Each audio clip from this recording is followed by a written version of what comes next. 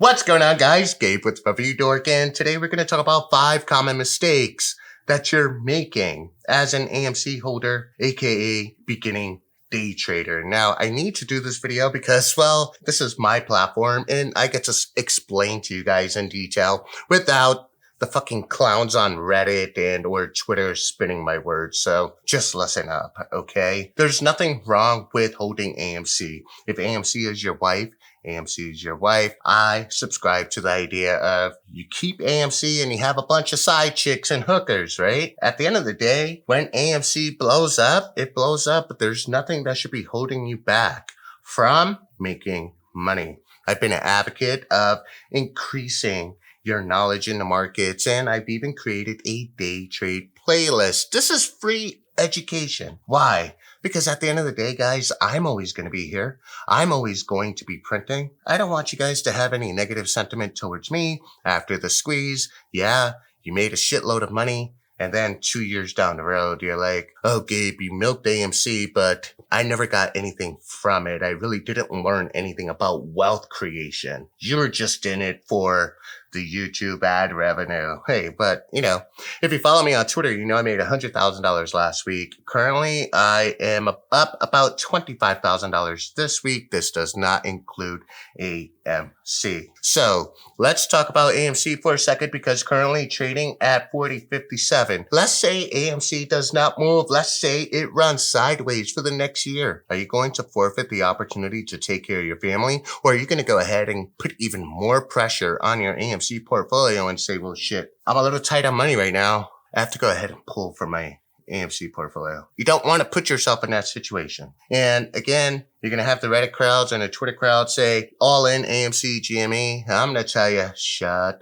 the fuck up. If you don't like what I have to say, guys, just look the other way and unsubscribe. But let's talk about the common mistakes. Mistake number 1. Constant hours of DD and research is not a money-making activity. Opening up a paper trading account, looking at my day trading tutorials, and or seeking knowledge through Investopedia is a money-making activity. The DD you're reading is speculative. The education that you learn is definitive. That's number 1. Number 2, you cannot say you're an ape and be all about the movement. Call yourself Batman if you're wearing a Superman costume. What I mean by that is don't be a contradiction. If you're going to be about this movement, but be all about it. This is about life-changing money, but it's also about life-changing opportunity. And guys, it's right there being served on a silver platter, whether it's me or Wrench or Trey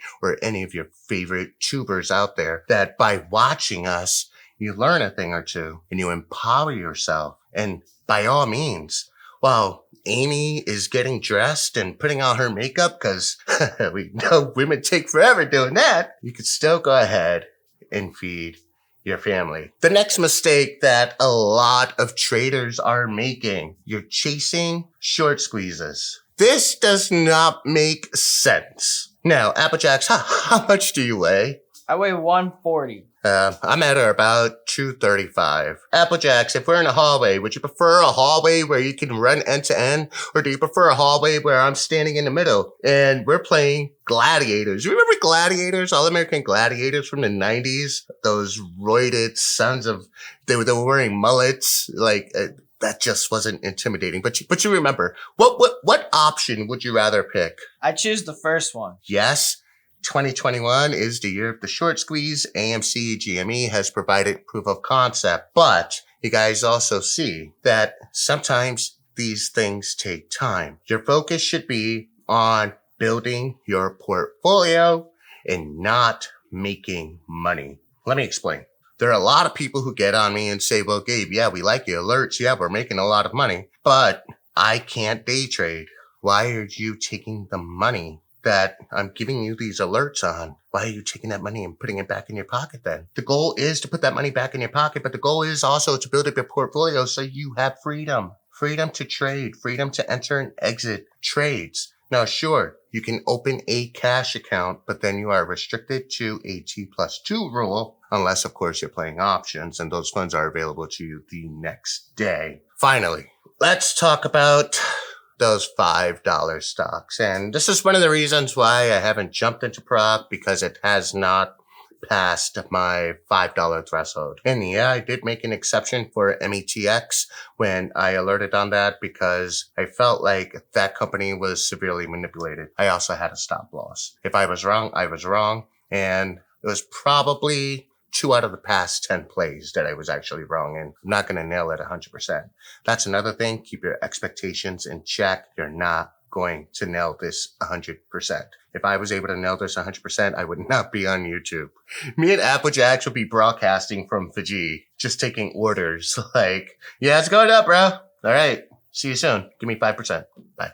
Keeping your expectations in check, but also staying away from penny stocks. This is just a dangerous proposition for beginning traders. And let me explain. When you play those 40 cents and 50 cents, etc., it is very volatile, and probably more volatile than your portfolio allows you to move, right? Because you have PDT restrictions. I would advise for any beginning trader to look at stable stocks. They're out there. There's the Fords, there's the Teslas, there's the whatever the case may be. But these are companies you know and love and are familiar with. If you don't understand a company, you never heard the company name before, you should not be investing in it. That's like, going to a bar and you just meet this guy, right?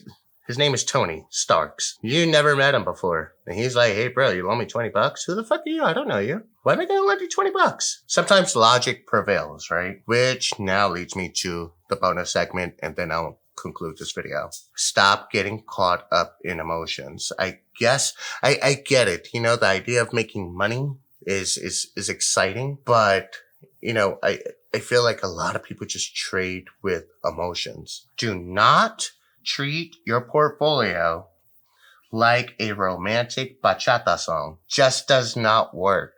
He's gonna spit beautiful things to you, make you feel beautiful, or rather she, depending, whatever your gender affiliation is. Just do the inverse, right? They're going to say beautiful things to you, make you feel good about your investment, etc.